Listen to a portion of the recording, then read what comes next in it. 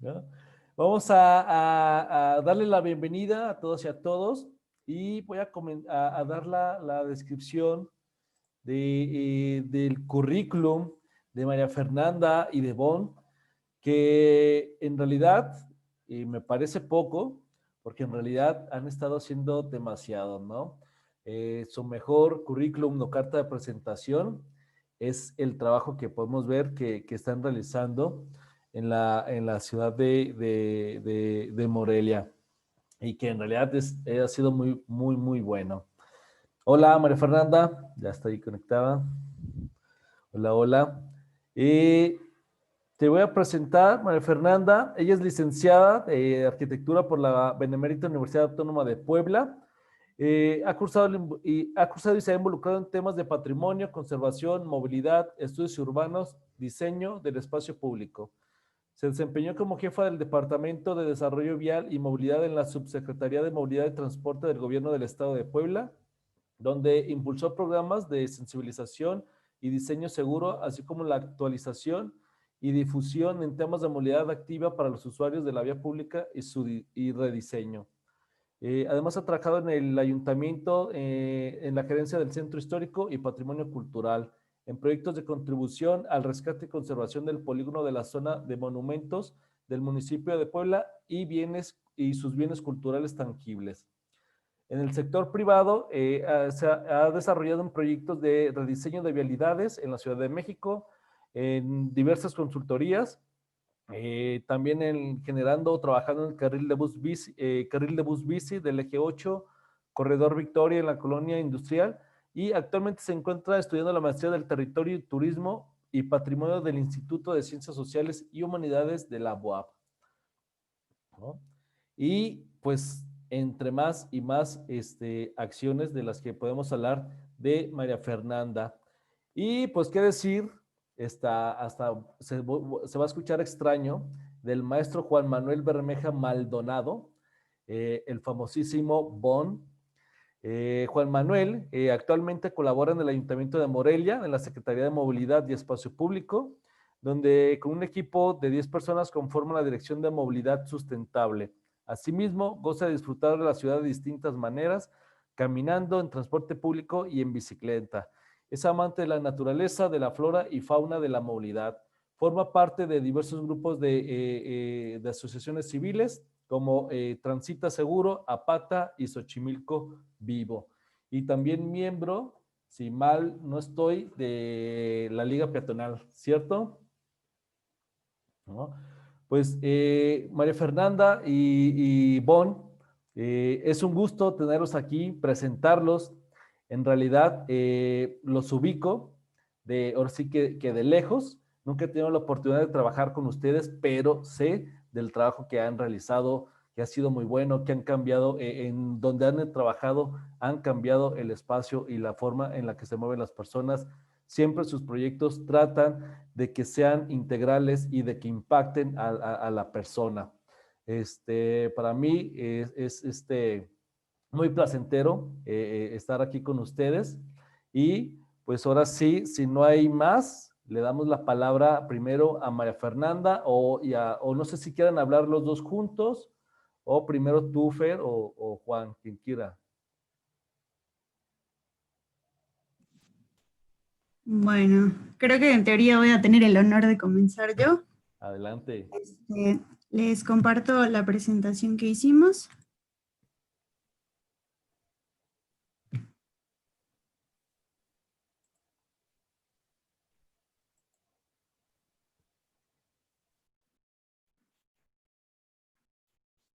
¿Ya la ven bien todos? Sí. Sí, sí, sí. Ok, bueno, pues el día de hoy mi estimado Bon Squid y yo vamos, vamos a presentarles pues un bosquejo, porque pues no querremos extendernos mucho ahorita en viernes por la noche. Digo, querremos rematar con broche de oro con el tema. Vamos a hablar un poquito acerca de pues, la importancia que tiene precisamente los datos y la elaboración del diseño para la solución de las problemáticas de movilidad.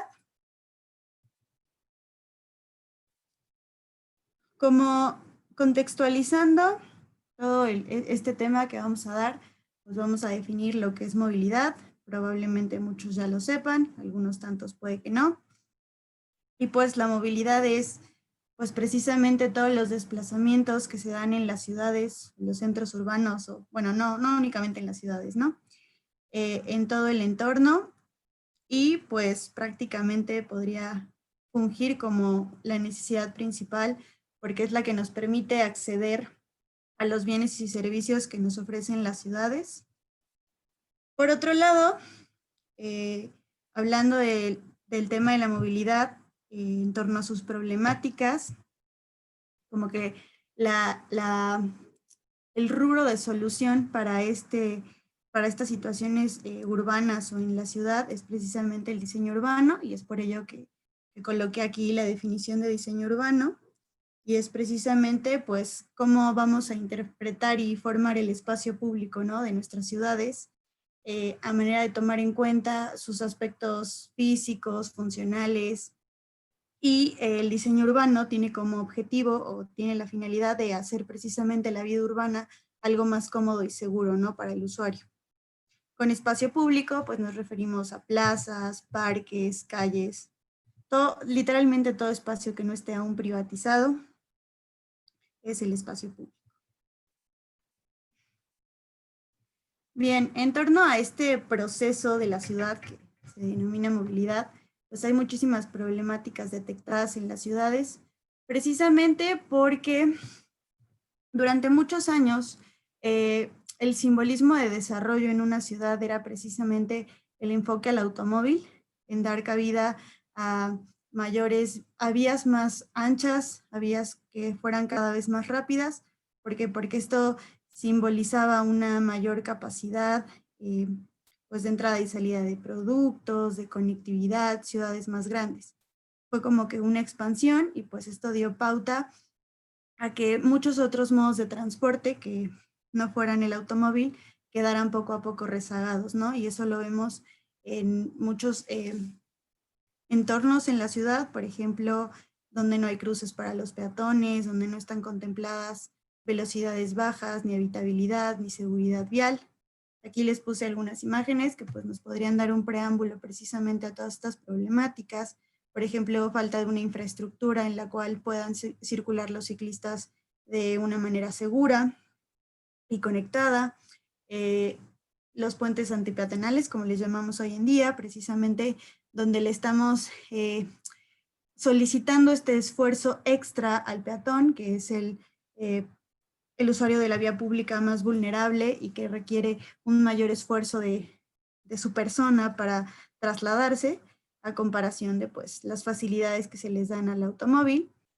Y pues bueno, todo este enfoque de desarrollo que se le da al automóvil pues ha derivado en congestión, contaminación, y pues muchas de las problemáticas en torno a esto pues precisamente son los hechos de tránsito, la pérdida de tiempo en las calles, y pues todas estas como externalidades que provoca, ¿no? En otras problemáticas de movilidad, aquí coloqué una foto donde están muchas personas ahí subidas en un camión, pues precisamente, ¿no?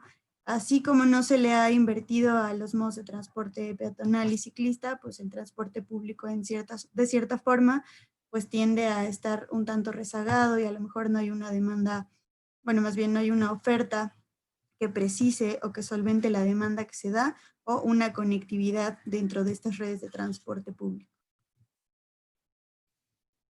Bien, pues en torno a todas estas problemáticas y a raíz de todas estas problemáticas comenzaron a surgir pues ciertos criterios o ciertos enfoques que permitieran revertir de cierta manera estos prioridades en la ciudad, y uno de ellos, que es de los más importantes, es precisamente la pirámide de la movilidad, que es actualmente un criterio de diseño y un criterio de prioridad para el diseño de las ciudades. Digo, afortunadamente, es un gran paso.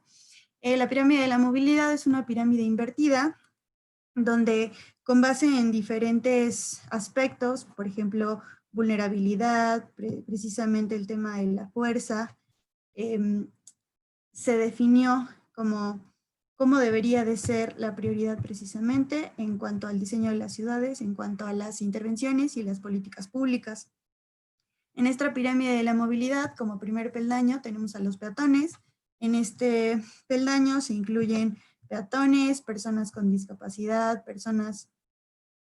adultos mayores, bueno, y después tenemos a los ciclistas, después al transporte público y por último al automóvil particular, porque bueno, este ya siempre ha tenido la preferencia, ¿no? Entonces se busca precisamente que este modo de transporte que sea tan privilegiado no tenga una prioridad en las acciones. Y por otro lado tenemos enfoques como el de la seguridad vial, que es donde se busca generar acciones y mecanismos que permitan un buen funcionamiento de las ciudades, un buen funcionamiento de la circulación y que se use correctamente la vía pública.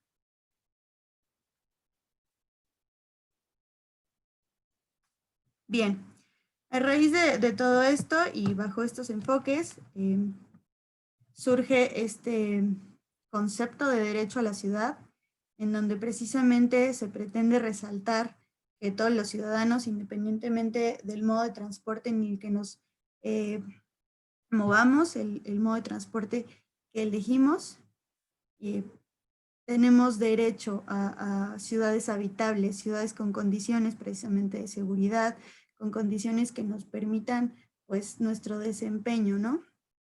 Y pues precisamente el derecho a la ciudad menciona que es en especial el trato hoy en día a los grupos vulnerables y desfavorecidos precisamente para darles prioridad de acción, ¿no?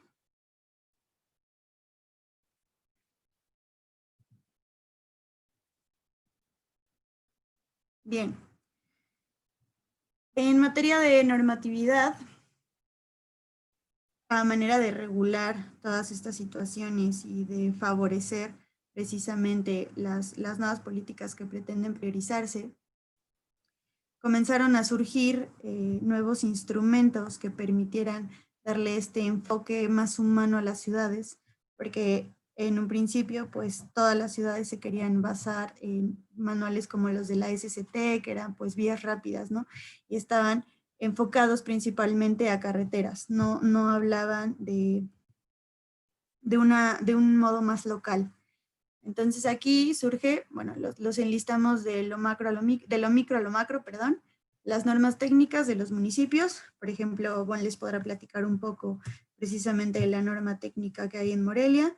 Aquí en la ciudad de Puebla también tenemos una norma técnica de diseño e imagen urbana. Influyen en materia de movilidad los reglamentos de construcción, los reglamentos de tránsito municipales, los estatales. Una buena referencia y gran instrumento sería el de ciclociudades. Después el manual de calles, diseño vial para ciudades mexicanas de la SEDATU, que bueno, es una referencia hoy en día, pero pues prácticamente debería de ser una obligación, pero bueno, precisamente es una de las cosas por las que se está trabajando mucho en estos rubros, para poder llegar a esos alcances en los cuales no sea una decisión o una posibilidad el generar ciudades más humanas, sino sea realmente una obligación.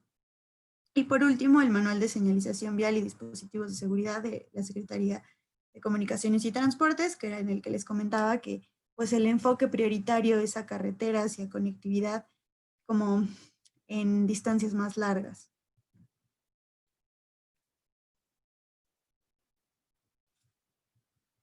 Bueno, le doy la palabra a mi compañero Bon. ¿Qué onda, banda? ¿Cómo andan? Pues bueno, aquí no para no interrumpir la presentación, justamente de todo lo que habla o ha hablado Fernanda, tiene que ver con el cómo diseñamos la ciudad, ¿no? Y para poder entender y hacer un diseño óptimo de las necesidades de todos los usuarios que tenemos en la vialidad, necesitamos generar información. Y esta información nos va a ayudar a entender cuál es el comportamiento de todas estas modos de transporte que convergen en el espacio.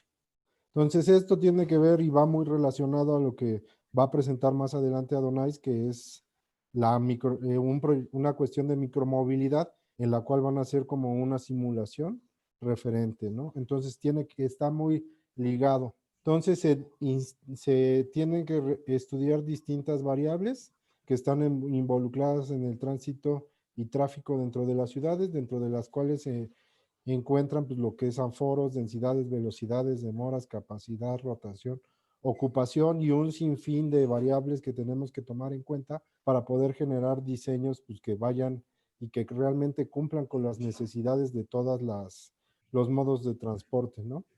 Entonces, la que sigue, por favor.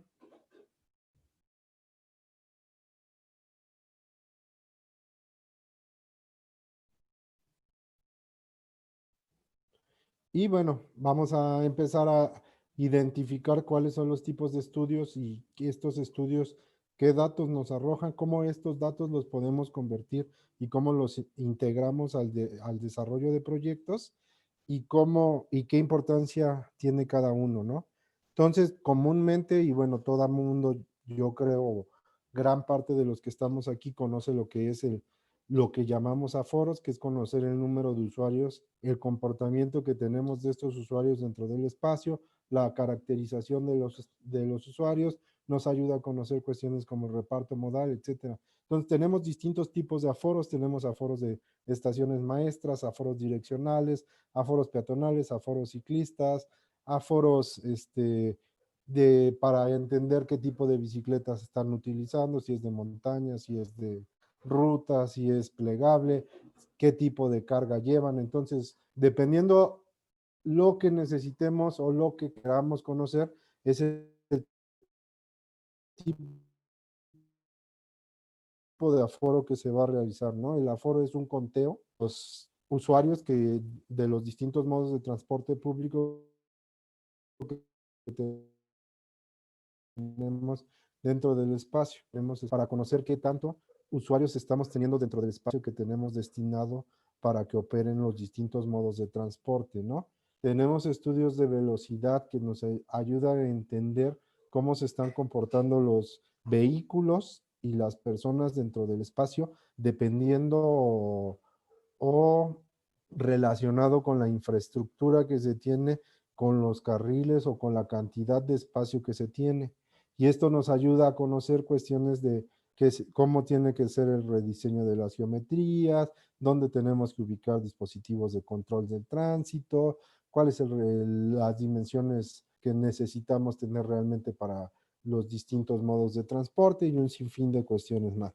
Las demoras que van muy relacionadas con las cuestiones de velocidad, que nos ayudan realmente a entender y a conocer los niveles de congestionamiento, ¿no? Cuando hablamos de nivel de servicio, hablamos de nivel de fluidez y el nivel de fluidez se traduce en cuestiones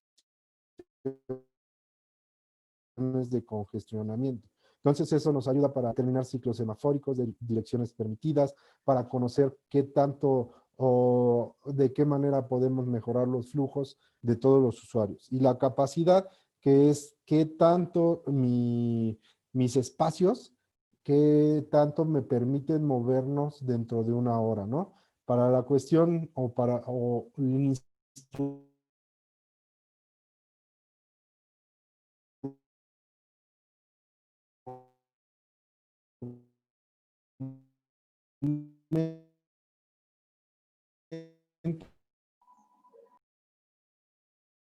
que Bon, yo creo que te estamos utilizo el perdiendo. manual, ¿Crees que podrías hacer una pausa y volver a explicar lo último que dijiste, el último minutito, por favor? lo saca, y justamente, ok, sí, uno de los instrumentos que, bueno, más utilizamos para esta cuestión de estudios y análisis con relación a estos datos es el HCM, que es el Highway Capacity Manual, que es un manual gringo, el cual, bueno, incluye toda esta información, cuál es el tratamiento que se le debe de dar a los datos y nos ayuda a entender y a conceptualizar de una mejor manera a cada uno de los usuarios y modos de transporte que tenemos dentro del espacio, ¿va? La que sigue, por favor.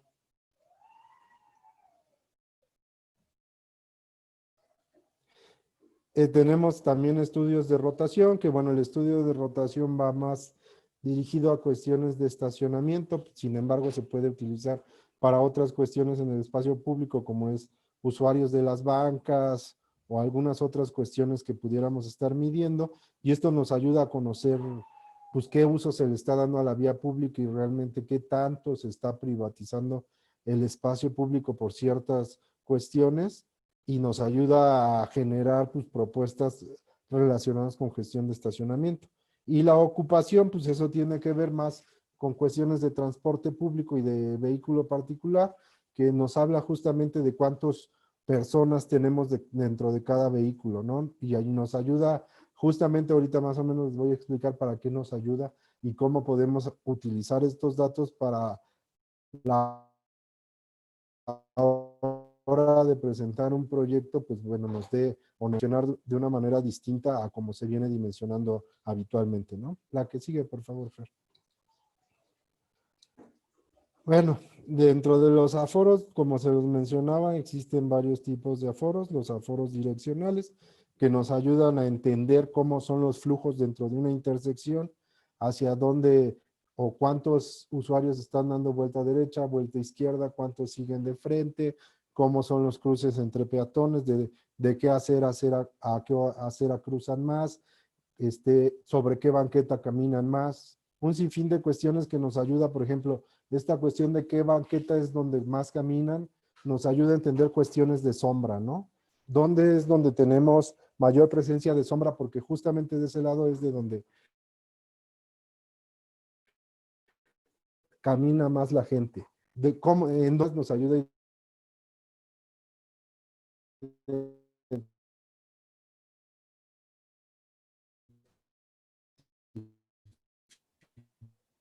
a líneas de deseo para poder resolver la cuestión de los cruces y el número de vehículos, número de modos de transporte que pasan por cierto que queremos estudiar, los aforos ABC, que es cuántos son autobuses, cuántos son camiones de carga y cuántos son bicicletas. Eso nos ayuda para poder determinar radios de giro, nos ayuda para poder determinar si necesitamos paradas de transporte público, si necesitamos bahías de ascenso y descenso, si necesitamos bajar todos los vehículos que tenemos en un espacio, identificar cuál tenemos que cubrir cuando hacemos un diseño, ¿no? Y los aforos por caracterización de usuarios, que ya tienen que ver, si hago un aforo peatonal, no me interesa nada más conocer cuántos peatones de la tercera edad, cuántos niños, y todo eso, información que vamos recabando, nos ayuda a identificar cuáles son las necesidades del sitio, ¿no? Entonces, dependiendo el nivel de detalle que queramos, es el tipo de aforo que vamos a realizar. Para velocidades también tenemos el mismo caso. Por lo general se utiliza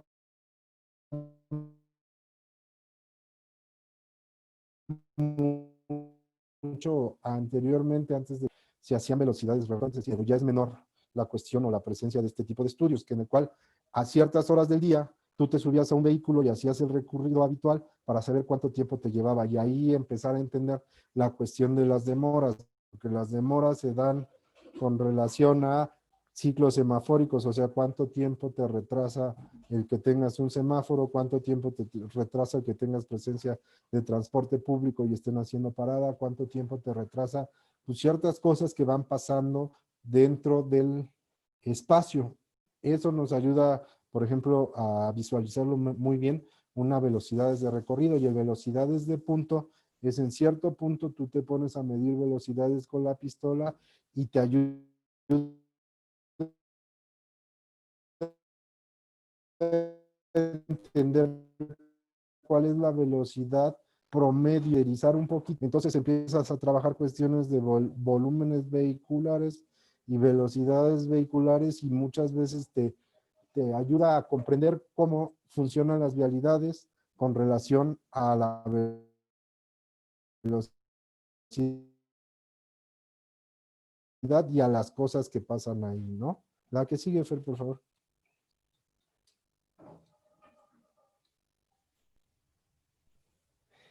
Y el levantamiento de información de campo, volvemos un poco a la cuestión de los aforos automáticos. Los aforos automáticos son estas estaciones maestras que muchas veces vemos colocadas en calles o carreteras, que son unos cables que están pegados al piso, que nos permiten conocer el número de vehículos que pasan en 24 horas. Estos estudios por lo general se hacen por una semana y nos ayudan a entender y a generar datos como es el tráfico diario promedio anual y un sinfín de cosas que nos ayuda a generar, a conocer cómo se están comportando las vialidades, cuál es el uso y qué días son los que tenemos mayor ocupación, y esto nos ayuda a generar y a conocer qué tipo de intervenciones se tendría que hacer por cuestiones de capacidad, ¿no? Y aquí justamente tenemos un ejemplo de cómo están. Digo, muchas de las estaciones maestras nos permiten clasificar de distinto modo los vehículos y nos ayudan mucho a conocer y a caracterizar la vialidad durante todo el día, durante una semana o durante un año, que son los datos, por ejemplo, que SCT levanta anualmente en las carreteras de todo el país, ¿no? Y que están disponibles en la página. Los aforos, no, la que sigue, Fer. Creo que seguía la de los aforos manuales direccionales, que justo es ya una persona durante periodos, por lo general se habitúa de 14 o de 8 horas, están levantando y viendo cómo es el comportamiento en un cruce. Ya no nos importa como el volumen y el número de vehículos o personas que transitan en una vialidad, sino nos interesa saber cómo se están o cómo se está dispersando o cómo se está distribuyendo el tránsito ya, por ejemplo, en el centro histórico, ¿no? Cuando tú empiezas a hacer este tipo de estudios es para entender cómo se está distribuyendo todo este tránsito que viene sobre una vialidad y hacia dónde se está dirigiendo, ¿no? Las encuestas origen-destino, que también nos ayudan, y estas son bastante importantes y muchas veces se habla de ellas, nos ayuda a entender también la caracterización y cómo se están desarrollando los viajes dentro de nuestra ciudad. Esta nos da datos de orígenes, destinos, nos ayuda a conocer cuáles son las partes de la ciudad que generan más viajes, la gente en los distintos modos de transporte, hacia dónde se dirige, de dónde viene, cuáles son sus líneas de deseo, cómo se tendría que estar atendiendo las necesidades de viaje de toda la población con relación a la ciudad, dónde tendríamos que estar teniendo a lo mejor cuestiones de corredores de transporte, dónde tendríamos que estar implementando infraestructura ciclista, dónde tendríamos que estar implementando a lo mejor carriles de preferencia para el transporte público y un sinfín de cuestiones que nos arroja justamente una encuesta origen-destino. Digo, ahorita me estoy viendo nada más como en cuestiones de mera movilidad, sin embargo, pues podemos levantar cuestiones de costo, cuestiones de gasto, cuánto gasta una persona al día por cuestiones de transporte. Entonces nos puede ir ayudando a generar muchas información que nos ayuda a soportar cuestiones como de tarifa del transporte público, como cuestiones de un sinfín de cosas. No me voy a meter porque si no me puedo pasar hablando horas acerca de esto. Los estudios de demora, que justamente nos ayudan a entender cuáles son los puntos que nos están generando más congestionamiento, en donde la gente está perdiendo más tiempo, y nos ayuda justamente a buscar la manera de optimizar la cuestión de flujos para que no haya esa pérdida de tiempo y realmente pues siempre o la mayoría de las veces cuando hablamos de cuestiones de transporte, hablamos de reducción de tiempo y experiencia de viaje, ¿no? Entonces justamente es como para abordar esa cuestión, y nos ayuda mucho a ver la cuestión de los niveles de servicio y niveles de congestionamiento y a revisar la manera en la cual podemos hacer más fluido el tránsito de personas por la zona, ¿no? El que sigue, por favor. Los aforos peatonales y ciclistas, que al igual que los aforos que mencionamos, por ejemplo, de las estaciones maestras todavía no detectan, por ejemplo, cuestiones peatonales, ¿no? Entonces muchas veces se tienen que hacer estos estudios para conocer no nada más la cuestión de cuántos vehículos, sino cuántas personas a pie están pasando por ahí, y justamente ayudan a complementar esa información, porque Cuando nosotros vemos, por ejemplo, los repartos modales que salieron en la encuesta intercensal del 2015, muchos de los viajes que tenemos ahí se hacen a pie, pero realmente no se ven reflejados cuando se levantan estos aforos de estación maestra, ¿no? O aforos direccionales. Entonces son información que se tiene que ir generando para que tú, a la hora de diseñar y de planear, tengas en cuenta todas las necesidades de los usuarios y generes una infraestructura que realmente le sea funcional a todas y todos y que realmente cumpla con las necesidades de la ciudadanía, ¿no? La que sigue. El estudio de rotación de estacionamiento, que también por lo general se hace de 14 horas y es justamente estar viendo qué tanta ocupación o qué tanto se ocupan los cajones dentro de cierto espacio, ¿no? Por lo general o muchas veces cuando estamos tratando de implementar, por ejemplo, infraestructura ciclista, buscamos que se retire el estacionamiento, ¿no? Entonces, esto nos ayuda a entender realmente si tenemos un problema de que se esté privatizando el espacio por parte de los vehículos particulares y si tenemos un índice bajo, eso nos indica que realmente, pues, quien se está estacionando ahí, pues, a lo mejor está pasando 8 o 9 horas ahí con su auto estacionado porque es una persona que realmente va a trabajar y lo único que hace es llegar, estacionarse, irse a trabajar, pasa 9 horas, regresa y se lleva su auto. Sin embargo, hay zonas de la ciudad en la cual, por ejemplo, en los centros históricos, tenemos una dinámica que un cajón se llega a usar durante periodos de 14 horas por 10 o 12 veces, ¿no? Entonces ahí tenemos un índice de rotación bastante alto que podría ayudar o podría gestionarse cuestiones que tienen que ver con parquímetros, que los parquímetros justamente lo que buscan es incentivar a que el índice de rotación sea mayor. Entonces, si tenemos índices de 2 o 3, el cobro por el estacionamiento o por el uso del espacio público, lo que ayuda es a generar a que haya mayor rotación de estacionamiento. Entonces, si tenemos a lo mejor 800 cajones, estos 800 cajones a lo mejor durante el día pueden llegar a representar unos 3,200 cajones. ¿Por qué? Porque tenemos a lo mejor autos que están circulando y tenemos la presencia de 3,200 autos utilizando esos 800 cajones, ¿no? Entonces, realmente lo que se busca es que estos cajones tengan un uso, que se pague por ese uso y que realmente se utilicen de manera eficiente y no haya una privatización, ¿no? Los tiempos de recorrido también nos ayuda para determinar esta cuestión de las demoras, esta cuestión de qué tanto tiempo me estoy llevando de un punto A a un punto B y poder identificar pues, ciertas cuestiones que ya les comentaba con la relación de los estudios de demora, ¿no? La que sigue, Fer.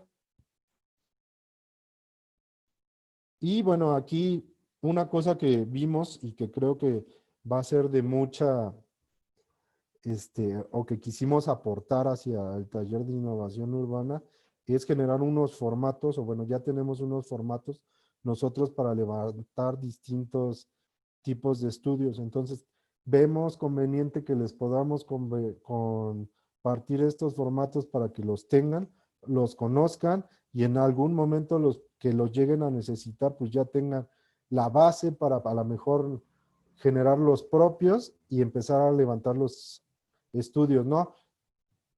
La que sigue, digo, este es un formato típico que utilizamos para un aforo direccional donde, bueno, podemos ver el mapita en donde tenemos identificadas las tres direcciones que queremos medir, ¿no?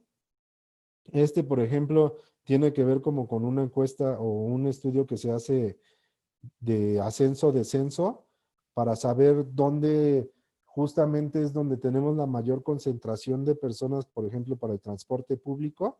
Sin embargo, bueno, se pueden meter cuestiones de calidad de servicio para que las personas que están realizando el viaje levanten la cuestión de la calidad del servicio al terminar su traslado y vayan haciendo como el conteo de cuántas personas suben y cuántas bajan, determinando el sitio donde sucede esto, y esto se utiliza mucho para cuestiones de identificación de paradas de transporte público y un sinfín de cuestiones para las que nos ayudan.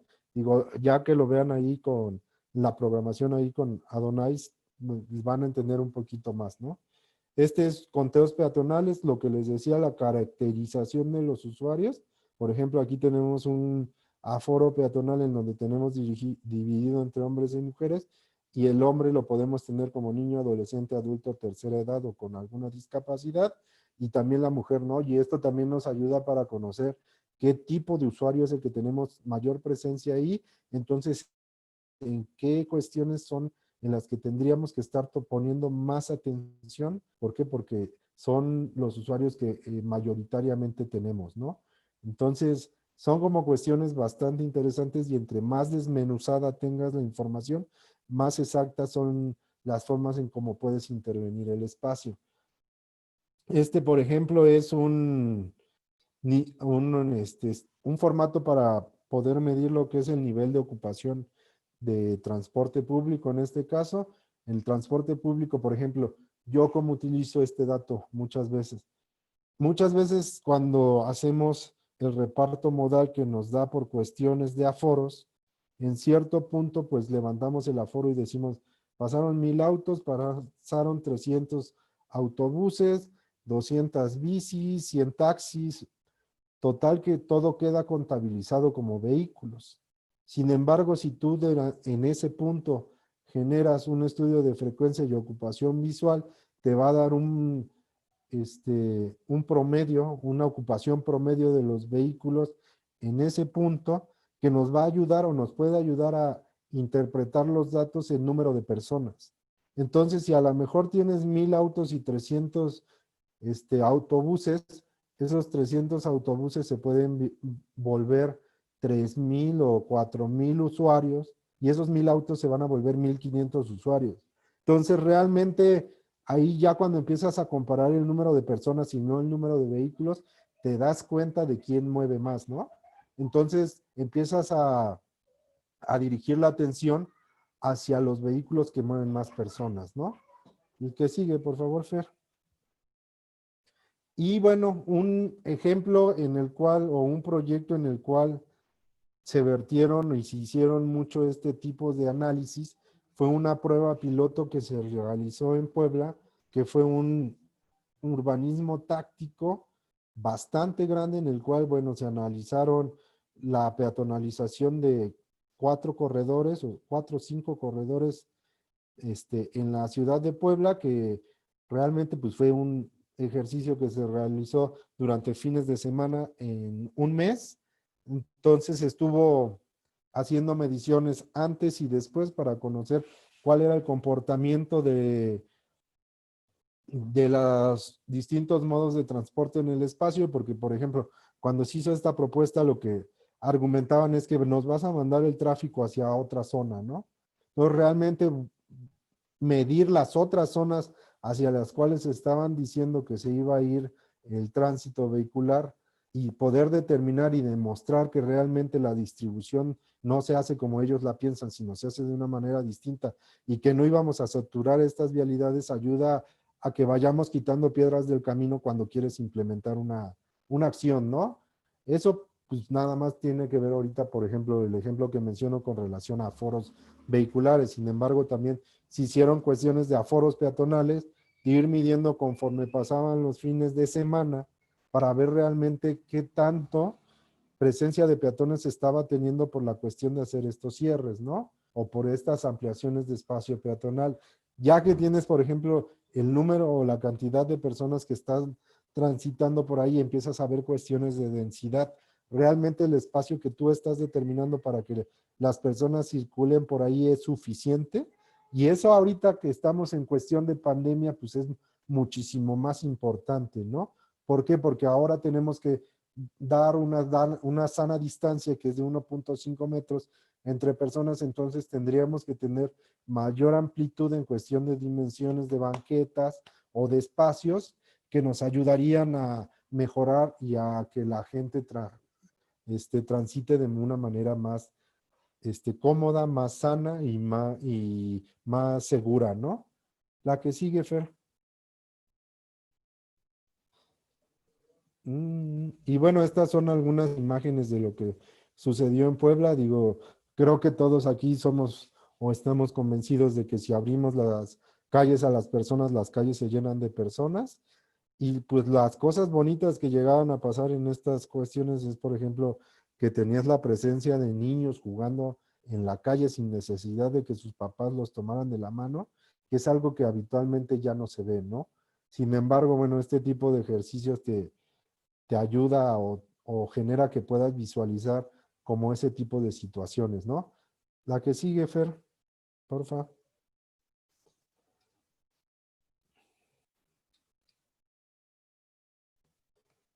Por ejemplo, esta es la cuestión que les comentaba de los datos, ¿no? Se midieron el volumen peatonal en horas de máxima demanda de los días sábado, domingo y entre semana, porque hubo un tiempo que se hizo entre semana el ejercicio, ¿no? Entonces podemos ir viendo cuántos peatones teníamos en una hora por estos corredores que teníamos 13,264, ¿no? Un domingo 11,842 y entre semana 13,229. Y si lo comparamos contra los vehículos que teníamos presentes, pues sí hay como una gran diferencia, ¿no? Eran mucho más las personas que se movían que los que posiblemente iban en vehículo particular, ¿no? Entonces, para eso nos sirven los datos justamente, para justificar. La que sigue, por favor, Fer. No el domingo. ¿Sí? Lo mismo lo que les compartía, ¿no? La capacidad vial. Determinamos cuál era la capacidad vial de las vialidades que justamente mencionaban que eran las que se iban a saturar. Hicimos la medición antes de implementar las acciones y un después para ver cuál era realmente el incremento de ocupación que teníamos en estas vialidades. Y como nos podemos dar cuenta, pues realmente no había un incremento que se viera reflejado como en una cuestión que generara un problema, ¿no? Seguíamos teniendo fluidez, seguíamos teniendo los vehículos circulando de manera correcta y de manera fluida y no estábamos impactando en cuestiones de congestionamiento, que era lo que todo mundo decía, ¿no? Que el centro de la ciudad de Puebla, al peatonalizar las calles, iba a estallar y que se iba a volver un infierno. Pues realmente eso no pasó. ¿Por qué? Porque la distribución de los vehículos se hizo de manera correcta y realmente no tuvieron un impacto fuerte en la cuestión de todas las vialidades que teníamos aledañas, ¿no? La que sigue, Fer, por favor. Esto, por ejemplo, tiene que ver con los aforos. Por ejemplo, un porcentaje de vehículos particulares sedán y sub que se tienen son 97%, máximos peatones contabilizados en un periodo de 15 minutos 672, total de observaciones ciclistas 282. Y esto, bueno, me recuerdo que fue un estudio que realizamos en el Centro Mario Molina, justamente en Guadalajara, para entender cómo estaban siendo los entornos escolares, y esto con una intención de generar un transporte escolar.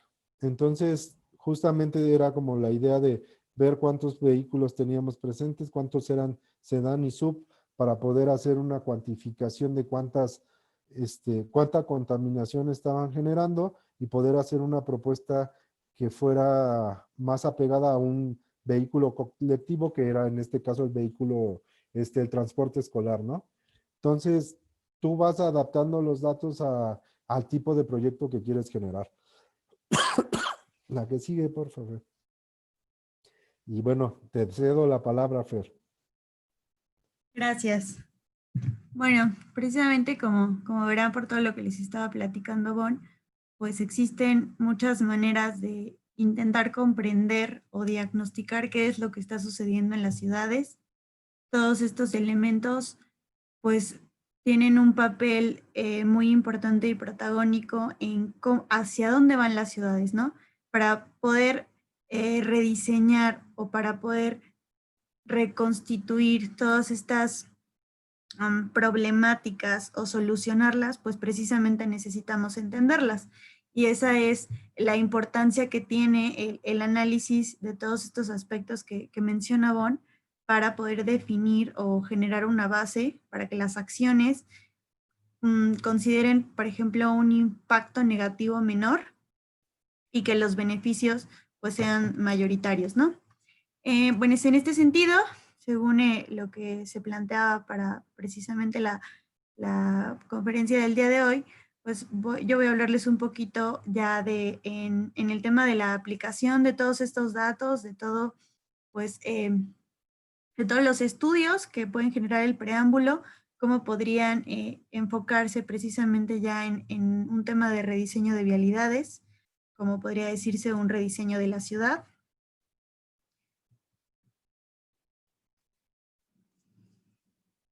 Bien, como parte de todo esto del tema de los estudios, pues el primer punto precisamente para generar una solución a todas las problemáticas de ciudad, a las problemáticas de movilidad, en los modos de transporte, pues es la planeación, ¿no?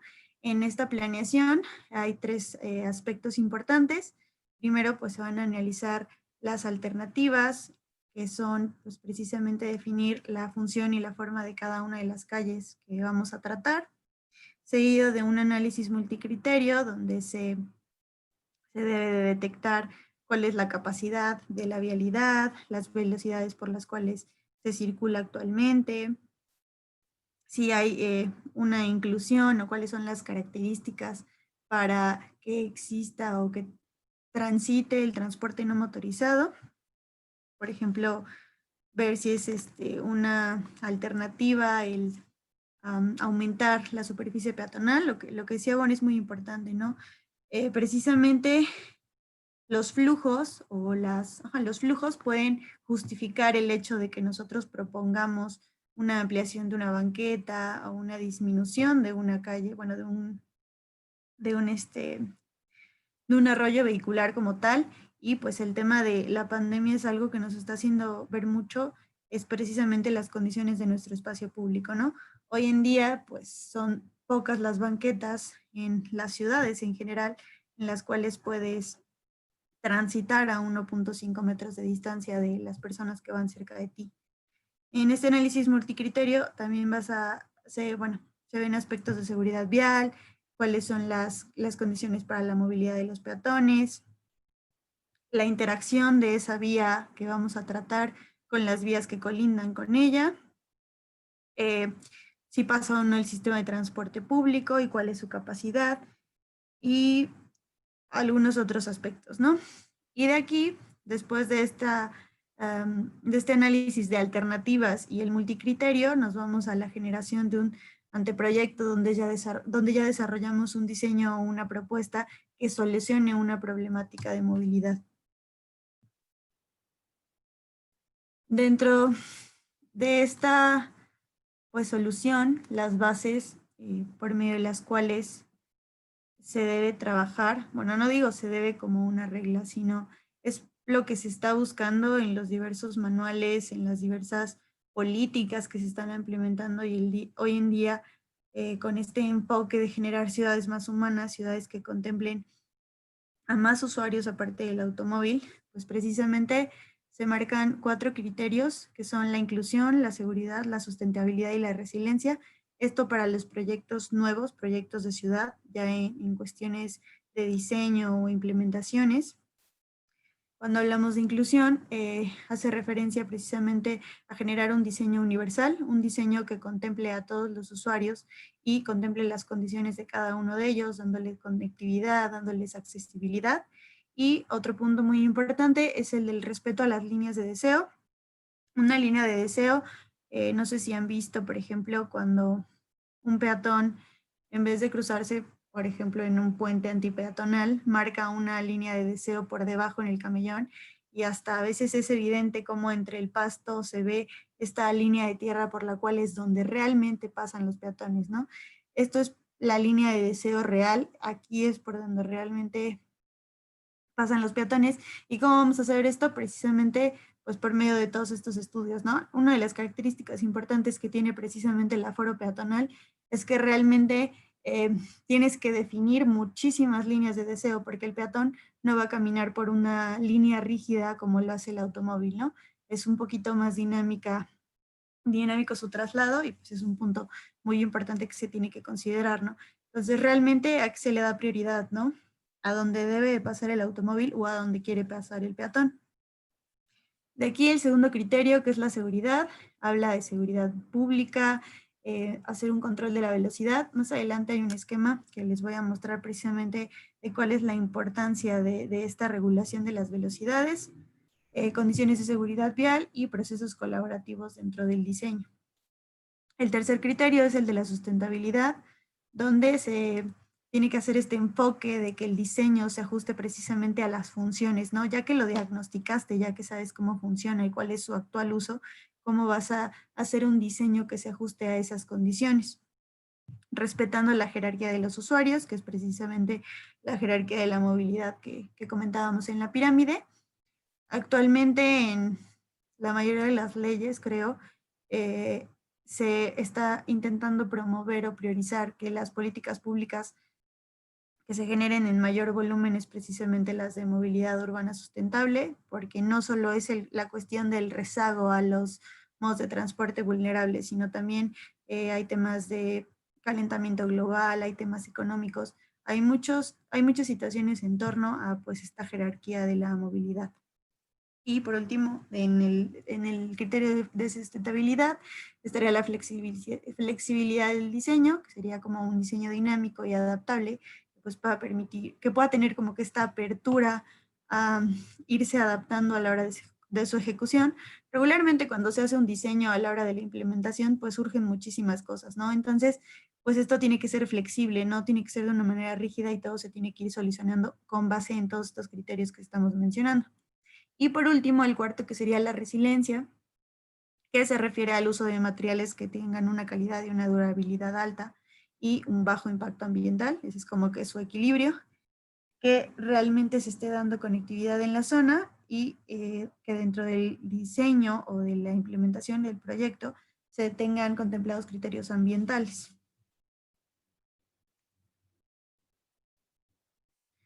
Muy bien, bueno, ya en el tema específico de un rediseño de una vialidad, pues por dónde empezamos, ya teniendo un diagnóstico a lo mejor de la zona, todos estos estudios de los cuales platicaba Bon, pues lo primero que vamos a hacer es, pues, no solo diagnosticar, sino hacer un levantamiento del estado actual.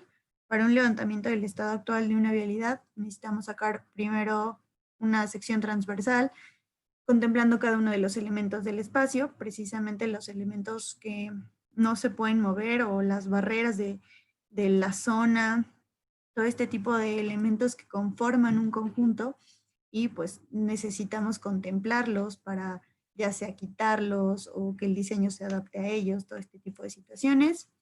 Se debe ubicar el mobiliario y los registros de la zona, porque pues esto también tiene mucha influencia a la hora de la ejecución o de la construcción de un proyecto, de un rediseño de una calle. Identificar la señalización horizontal y vertical actual, así como el levantamiento de los anchos de carriles y las características de cada uno de los carriles, ya sea que sea exclusivo de transporte público, que sea vehicular, o incluso que sea, no sé, que haya una ciclovía o cosas así.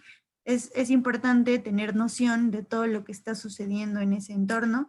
Es algo muy similar, ¿no?, a estos estudios que comenta Bon, que a lo mejor son en un volumen un poquito más alto, pero si uno va a rediseñar una zona de la ciudad o va a rediseñar una calle, se tiene que involucrar y tiene que conocer realmente qué es lo que está sucediendo ahí. También se contemplan pues las fases semafóricas y su ciclo, porque esto nos va a permitir conocer precisamente los movimientos que hay en una intersección, y cuáles son las condiciones de diseño que estos movimientos requieren. Identificar cuáles son las rutas de transporte público que pasan por la zona y los usos de suelo que hay como que en el área, ¿no?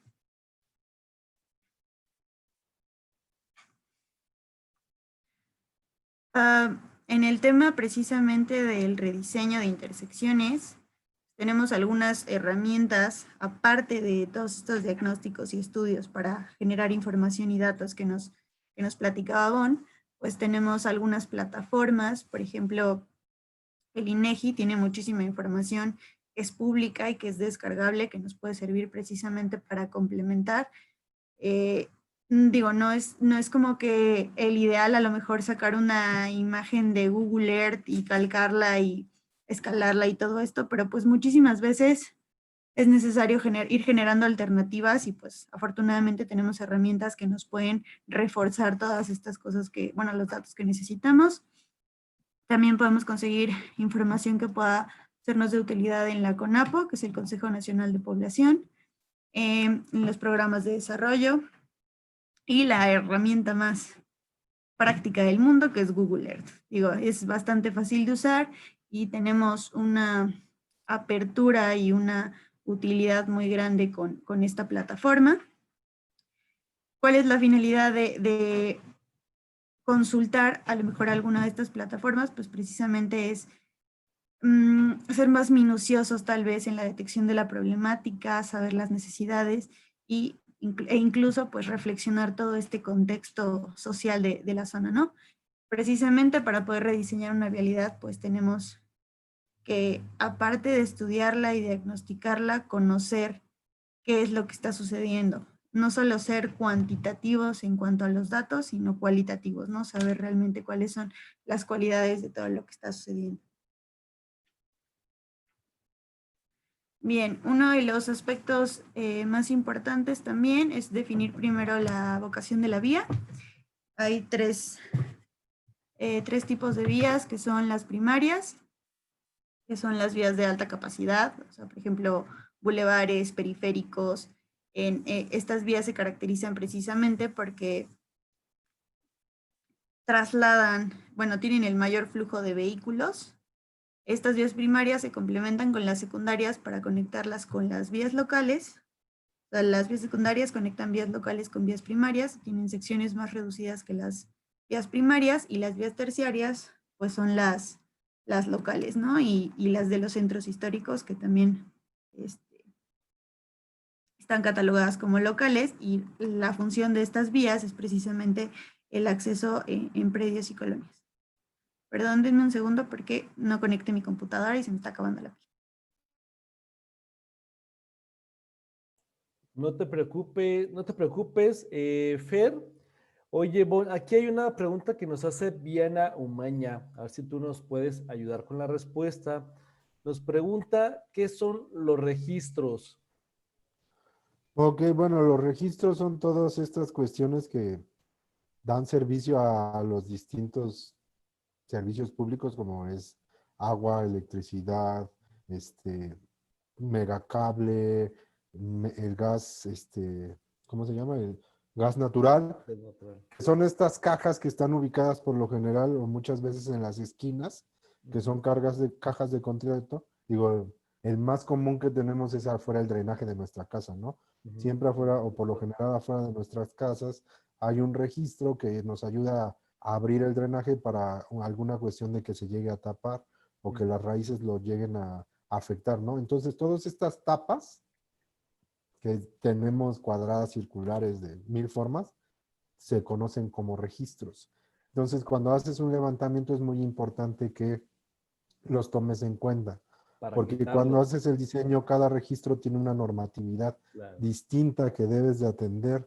Entonces, a veces tienes que hacer renivelaciones de los registros, o a veces tienes que hacer algunas cuestiones constructivas para atender justamente la cuestión de normativa, y muchas veces estos registros te pegan en cuestiones de accesibilidad, ¿no? Entonces, no sé si habrá quedado un poco resuelta la pregunta. La pregunta. Y aprovechando una vez, en el levantamiento de los usos de suelo, ¿qué dato en sí se toma o a qué se refiere con el levantamiento de uso de suelo? Bueno, aquí yo me aviento una explicación y también Fernanda, yo creo que ahí tiene algo que contar, pero por ejemplo, un uso de suelo te ayuda a entender cómo es la dinámica de la calle. Si tienes meramente comercio, la dinámica de la calle va a ser muy distinta a si tienes vivienda. Entonces, justamente te ayuda a que puedas ver y decir, ah, bueno, esta es una zona comercial por la cual voy a tener mucha cuestión o mucho flujo peatonal, ¿no? ¿Por qué? Porque la gente habitualmente llega a hacer las compras a pie, no llega en coche y se mete en coche a la tienda, ¿no? Sino que lo hace a pie. Sin embargo, por ejemplo, si tenemos un tipo de uso industrial, pues es una característica distinta y es una necesidad de movilidad totalmente distinta a una cuestión de comercio, ¿no? O si lo tenemos habitacional, o si tenemos equipamiento, ¿no? El equipamiento también por lo general está hecho para que la gente llegue ahí. Un equipamiento que tenemos comúnmente es el mercado, ¿no? Entonces, eso nos ayuda a poder caracterizar y de entender cómo es el uso del espacio en las distintas zonas de la ciudad. Ok. Sí, bueno, nada más complementando lo de los registros, de hecho, pues son también como que puntos de control para todas estas empresas que abastecen de servicios públicos a las ciudades, ¿no? Entonces es muy importante respetarlos y dejarlos libres porque pues tienen una función precisamente pues de control y de mantenimiento. Y por ejemplo, ¿para qué nos sirve levantar la ubicación de un registro? Imagínense que estamos proyectando una rampa en una esquina y la rampa, para que tenga la pendiente adecuada, tiene que quedar encima del registro. Entonces es como que muy importante detectar todos estos elementos que van a influir en cómo vamos a elaborar nuestro diseño. Entonces precisamente como que el tema, y pues lo de los usos de suelo, pues sí es lo que comenta Bon, ¿no? Muchas de las características que debe de tener la vialidad o de los requerimientos que tiene esa calle se va a basar en los usos de suelo, ¿no? Tenemos que respetar las entradas y salidas de de las casas, a lo mejor comercios que necesiten estacionamiento, qué cantidad de estacionamiento, o sea, todos estos aspectos influyen en el diseño y precisamente pues es como que el objetivo de que sean contemplados o levantados, ¿no? Para precisamente conocer el entorno, pues no dejarlos atrás. Muy bien. Va que va. Muchas Perdón, gracias, ahora Fer. sí. Adelante. Sí, de nada. Bueno, les decía el tema de las vocaciones de la vía, esto también incluye en el diseño que hagas. Si bien estamos hablando de que pues se hagan vialidades contemplando más como que a la persona en vez de cuestiones de velocidad y cuestiones de dimensión de vialidad, pues ya existen, ¿no? Ya existen arterias en las ciudades, ya están definidas, ya se conoce cierto flujo y pues precisamente uno de los aspectos primordiales aquí es que las vialidades locales, por ejemplo, se puede decir que son hasta las más fáciles de readecuar, las más fáciles de darles estabilidad, habitabilidad, porque son las más cercanas a la gente, ¿no? Entonces, pues esto también, ¿no? La evocación de la vía y de igual manera influye en lo que uno pueda proyectar para esa vía. Aquí está lo de la gestión de la velocidad que les comentaba. Aquí podemos ver un esquema donde se ve un auto a 30 kilómetros por hora, un auto a 50 kilómetros por hora y uno a 70, y una distancia. Estamos hablando que si un automóvil va a 70 kilómetros por hora a unos 50 metros, bueno, a 50 metros de distancia, que es la distancia que necesita como para frenado, solo tiene un 20% de visibilidad del peatón o del ciclista, también puede ser. Cuando un automóvil va a 50 kilómetros por hora, a una 26 metros solo tiene una visibilidad del 60% del peatón. En cambio, un automóvil que va a 30 kilómetros por hora a 14 metros tiene el 95% de visibilidad.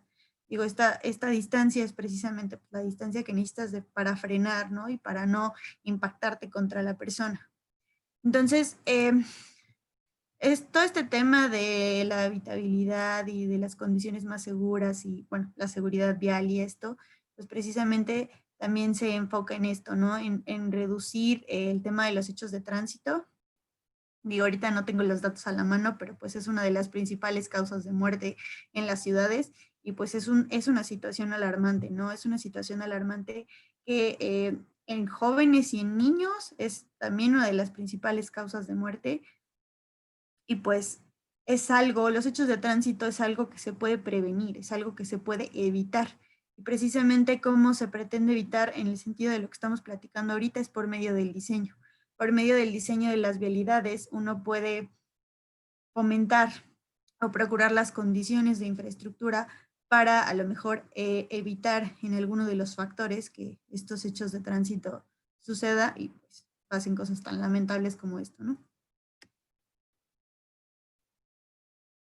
Bueno, estos renders también son precisamente de la dinámica que hizo Bon del Ándale. Y pues sí, se me hizo muy interesante ponerlos porque precisamente aquí podemos ver un espacio limitado al automóvil, por ejemplo, en esta zona donde se ven los volardos. De hecho, me parece que aquí queda un solo carril, Bon.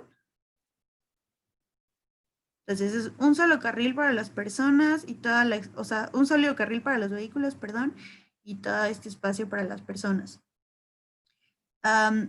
Hablando de calles, actualmente el mayor porcentaje, bueno, no de calles, sino de espacio público, el mayor porcentaje del espacio público está destinado a calles y sitios para el automóvil, ¿no?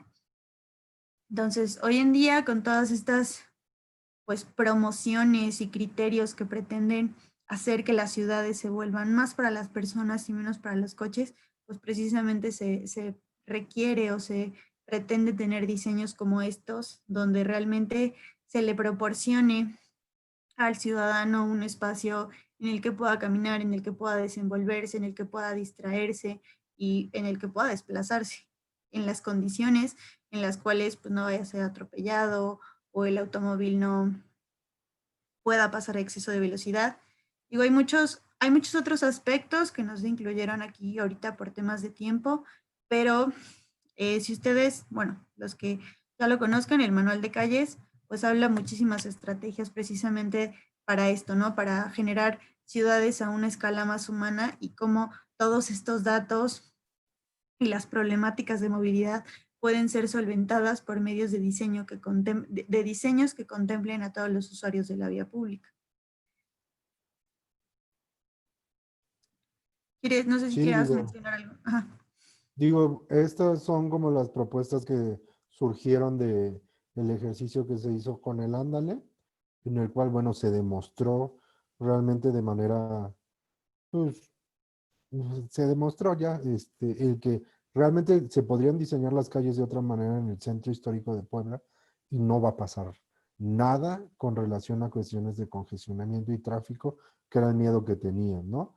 Y de hecho, digo, bueno, ahorita nos centramos justamente en cuestiones que tienen que ver con movilidad y vialidad, pero, por ejemplo, dentro de los estudios que realizamos para cuestiones del Ándale, había cuestiones de medir cuestiones de ruido, contaminación por ruido, se midieron cuestiones de contaminación ambiental, de gases de efecto invernadero, se midieron cuestiones económicas con los locatarios, o sea, va más allá del meramente generar datos que sean puramente viales, ¿no? Sino que se pueden generar datos de otro tipo que tienen que ver justamente con la adecuación de la vialidad que te van a ayudar a dar sustento a todas tus propuestas. Entonces, digo, esos son estudios que también se tienen que realizar y que también debemos de tomar en cuenta, sin embargo, no necesariamente se hacen como para la cuestión de proyectar una nueva vialidad, ¿no? Sí, bueno, pues en realidad, pues sí, sí lo hablamos como que de una manera muy general, porque hay muchísimas cosas y muchísimos detalles más allá de esto, pero la idea principalmente pues de la ponencia, de la conferencia como tal, era pues darles la apertura o dar la apertura a este enfoque en el cual pues, podemos soñar o tener esta utopía donde podamos convivir en una ciudad con todos los modos de transporte público, con un espacio público equitativo, en condiciones de seguridad, en condiciones de accesibilidad. Es como lo que se pretende hacer, ¿no? Y lo que tiene de importancia precisamente los datos es el poder justificar, por ejemplo, algo que no hemos mencionado, me parece, es el tema de el reparto modal, que en realidad la mayoría de las personas, en el caso de México, por ejemplo, se mueven en transporte público. ¿Por qué? Si la mayoría de las personas se mueven en transporte público, se invierte más en infraestructura para el automóvil. Es ahí uno de los aspectos que se tienen que considerar, que se analizan y se tienen que repensar a la hora de implementar o generar proyectos nuevos para las ciudades, ¿no? Ya sabemos hoy en día que el modo de transporte más usado es el transporte público, que todos en algún punto de nuestros traslados somos peatones, así vayamos en coche, así vayamos en bici, así vayamos en autobús, en algún momento vamos a dejar nuestro vehículo y nos vamos a trasladar la última cuadra o las últimas 2 cuadras o el último trayecto como peatones, ¿no? Entonces realmente nuestras ciudades nos están dando estas condiciones y esta oportunidad de elegir qué modo de transporte es el más adecuado para nosotros de manera económica, de, no sé, seguridad, el alcance, todos estos aspectos, o sea, sí es posible en nuestras ciudades, como una ciudad ideal, que nosotros podamos elegir el modo de transporte y que el modo de transporte que elijamos nos va a asegurar la vida y nos va a asegurar el disfrute de nuestra ciudad. Bueno, ahí bueno. Sí, justamente digo, ya tenemos el espacio y ahora tenemos que hacer que todos convivan de manera segura, ¿no? Entonces ahí justamente está el reto, en poder generar propuestas y estrategias en las cuales todos los usuarios que tenemos convivan de manera segura, claro, dándole la prioridad a quien la tiene, que es la persona, no la máquina. Y digo, y tomando en cuenta distintas cuestiones que, por ejemplo, no tocamos aquí, pero una de las cuestiones a las que más nos enfrentamos es el tema del agua, ¿no? El agua tiene que ser considerado como un usuario dentro del diseño que estamos realizando. ¿Por qué? Porque siempre va a estar presente, ¿no? Y si no lo atiendes, te va a generar problemas. Entonces, es uno de los usuarios que, por ejemplo, no mencionamos, pero que se tiene que atender. Y pues básicamente es lo que buscamos todos, ¿no? Una sana convivencia y que todos nos podamos trasladar, digo, porque estamos hablando en cuestiones de movilidad y viendo la calle como cuestión de movilidad, entonces trasladar y en algún momento permanecer en ella. ¿Por qué? Porque también tiene funciones distintas a la cuestión de movilidad, que es la permanencia en el espacio público, ¿no? Que justamente mucho del trabajo que estamos haciendo o buscamos generar es que las calles sean vistas justamente con una visión distinta y que justamente se desarrollen actividades distintas al solo transitar por ellas, ¿no? Exactamente. Pues no sé si ya fue lo último, Fer, Bon, ¿sí?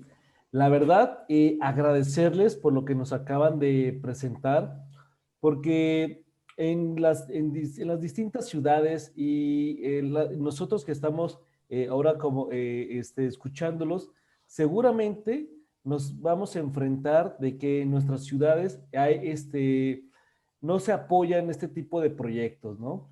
Y a ustedes les ha tocado, ahora sí que picar piedra en los lugares que han trabajado y sustentar su trabajo, sus proyectos técnicamente y con información valiosa que le han entregado a, pues ahora sí que a los directores, a la sociedad, para decirles, ¿sabes qué? Hay otra manera de convivir, hay otra manera de que podamos hacer ciudad y no nos va a pasar nada si cambiamos un poco las reglas del juego. La verdad, toda la información que nos han mostrado yo creo que va a ser de gran utilidad para algunas de las personas que estamos hoy reunidos y la verdad, felicitarlos por su trabajo y presentación, ¿no? No sé si quieren hacer alguna pregunta a Bon y a Fer antes de despedirlos. Nos pregunta Moisés, me cuesta trabajo diferenciar entre las calles en el manual, bueno, a los que viene en el manual de calles de la SEDATU, ya que divide las calles en primarias, secundarias y terciarias, pero también tiene 3 niveles de habitabilidad. ¿Eso lo otorga el uso del suelo? Sí, justamente digo, es lo que estábamos platicando, ¿no? Podemos tener vialidades de los distintos tipos, que es primaria, secundaria y terciaria, pero va a dictar la dinámica, la cuestión de los usos de suelo que tengamos presentes en las calles, ¿no? No es lo mismo una calle local donde tienes comercio a una calle donde tenemos a lo mejor puros predios vacíos, ¿no? Entonces la dinámica es distinta, la atención tiene que ser distinta y sí, justamente la habitabilidad tiene que ver como el cómo se hace la ocupación del espacio derivado de la cuestión urbana que tenemos presente en la calle, ¿no? Que en este caso estamos hablando de uso de suelo. Totalmente. Y que, por ejemplo, aunque la vialidad sea primaria, si vamos a promover el tema de la seguridad vial y la seguridad de las personas, pues en algún momento tendremos que bajarle la velocidad a nuestras vialidades, ¿no? En las ciudades de México. Hace una semana en Holanda, por decreto, todas las vialidades urbanas van a tener como máxima velocidad 30 kilómetros por hora, ¿no? No es limitar el uso del automóvil, sino es salvaguardar la vida de las personas. Es lo más importante que tiene una ciudad y sin medidas tanto legislativas, de norma, de diseño, difícilmente vamos a generar un cambio. La verdad, yo los felicito por el trabajo que han realizado, tanto en Puebla como tuvo en Morelia, que ha sido muy notorio, ¿no? Ha llamado mucho la atención y la verdad, felicidades a Fer y a ti, Ivonne. Gracias, gracias. Y pues Les cualquier cosa agradecemos ya mucho. saben. No, de verdad, no sé si alguien quiere tener información o su contacto, si los pueden tener con ustedes. Claro, si quieren, les dejo, por ejemplo, yo mi correo en el chat y mis datos de, ¿cómo se llama? De redes sociales. Claro que Sí, yo sí. también se los dejo. De hecho, lo había puesto en la última lámina de la presentación, pero la quité y creo que ahorita ya no la podía compartir. Pero les pongo los datos. Bueno,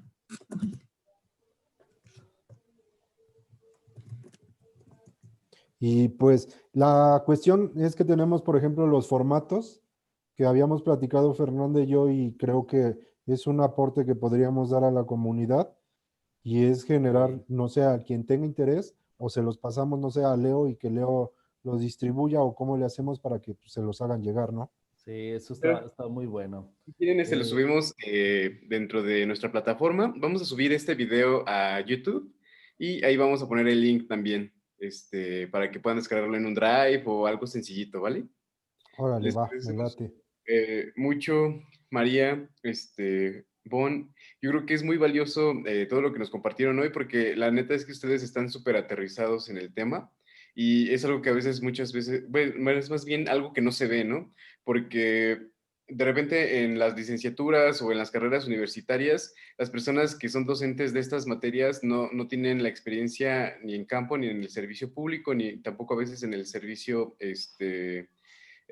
privado, y a veces es difícil el poder establecer una metodología continua que te pueda ayudar a establecer cuáles son tus criterios de diseño, ¿no? O sea, porque al final no es una cuestión meramente arquitectónica, ¿no? Y es ahí en donde de repente las personas que están más ligadas al tema urbano ven que hay digamos que una multiplicidad de dimensiones para poder atender un tema que a lo mejor puede ser, o una problemática que a lo mejor puede ser un tanto sencilla, pero que necesita de un soporte científico, y que ese soporte científico pues tiene que ser a través de los datos, de la información, del diseño, de la información cuantitativa y cualitativa, como ustedes bien lo decían.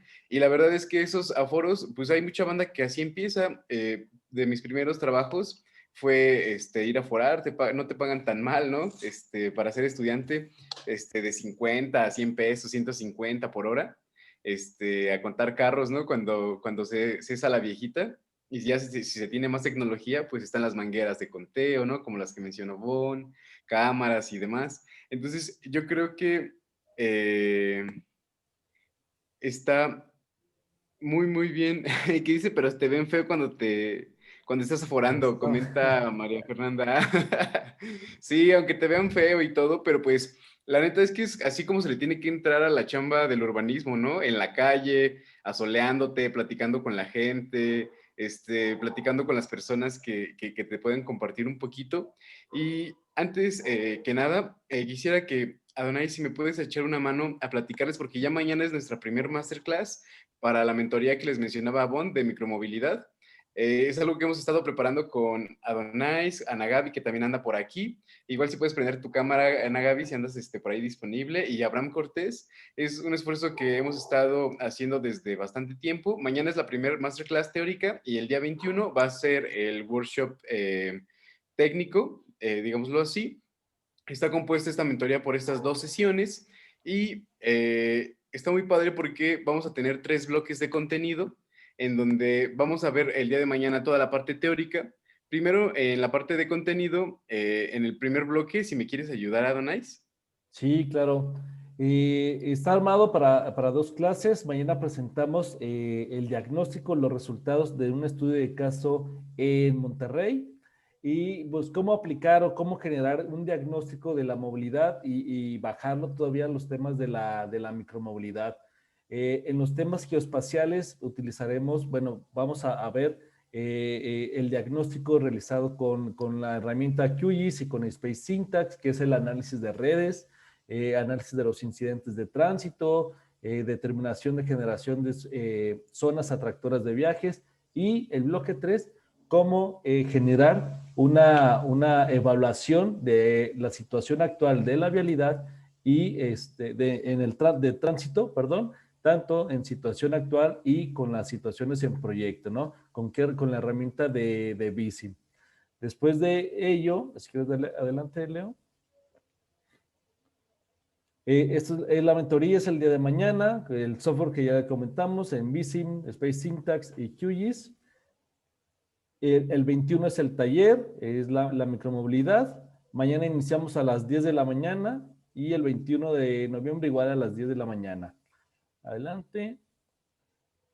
El objetivo es dar a conocer las tendencias de movilidad sustentable, micromovilidad en el contexto mediante un proceso de evaluación apoyado por herramientas geoespaciales y de microsimulación de tránsito. Si quiere, adelante. Ajá. Y ahí estamos marcando dos objetivos en general, que es brindar las herramientas técnicas y metodológicas para analizar el espacio geoespacialmente el contexto y evaluar y generar propuestas enfocadas a la movilidad sustentable y micromovilidad. ¿No? Vamos a estar, no vamos a estar físicamente, pero vamos a hacer igual por esta plataforma, por Zoom. Y adelante. Este es el temario, ¿no? Movilidad, análisis de redes. Ya se fue Leo. Los beneficios, pues son todos los que nos genera taller de innovación urbana, acceso a la masterclass, acceso a la sesión en el workshop, y bueno, obtener un certificado del taller de innovación urbana. Son Y algunos de también los beneficios. no se pueden conectar el día de mañana, todo va a estar grabado para que todavía tengan de aquí hasta el día 20 para poder inscribirse al workshop, que sí les recomiendo que se aparten la fecha para que lo puedan tomar de manera presencial, pero de todas maneras va a quedar todo grabado en nuestra plataforma educativa para que tengan acceso después del día 21, 10 días más, para que lo puedan repasar, para que puedan checar el contenido. Y yo creo que también ahí vamos a agregar pues los links y toda la información que nos han compartido hoy Maffer y Bon. Sí, Y pues totalmente. Que va de la mano mucha de la información que nos presentó Maffer y Bon, es esa ingeniería de tránsito tradicional, cómo la aplico ya con otros programas. Pues ya lo comentó Leo, está Ana Gaby, maestra en urbanismo, Abraham Cortés y su servidor, el Adonais. Adelante, Ana Gaby tiene una maestría en la planeación de diseño política urbana del Politécnico de Milán. Yo, licenciado en urbanística y medio ambiente por parte de la Universidad de Guadalajara. Y Abraham es licenciado en estudios socioterritoriales de la Universidad de Querétaro. Ahí vamos a estar los tres el día de mañana. La verdad estamos generando un buen de información para mostrarles a todos a los que puedan acompañarnos.